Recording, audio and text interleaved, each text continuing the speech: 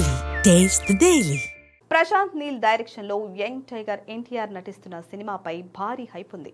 ఈ cinema title ఇంకా ప్రకటించలేదు కానీ డ్రాగన్ ఆల్మోస్ట్ ఫిక్స్ అని అంటున్నారు. అయితే ఈ సినిమాలో ఎన్టీఆర్ లుక్ ఎప్పటికప్పుడు హాట్ టాపిక్ అవుతూనే ఉంది. ఎందుకంటే ఈ సినిమా కోసం చాలా వెయిట్ లాస్ అయ్యాడు తారక్. ఆ మధ్యన ఆయన లీన్ లుక్ చూసి ఫ్యాన్స్ షాక్ అయ్యారు. మరి ఇంత చిక్కిపోయాడేంటి అని అనుకున్నారు. దానికి తోడు ఎన్టీఆర్ నీల్ మధ్య మనస్పర్ధలు అనే న్యూస్ అభిమానులను కాస్త టెన్షన్ పెట్టేసింది. ఫైనల్ గా ఇప్పుడు అన్ని సెట్ చేసుకుని కొత్త షెడ్యూల్ కి రెడీ అవుతోంది చిత్ర యూనిట్.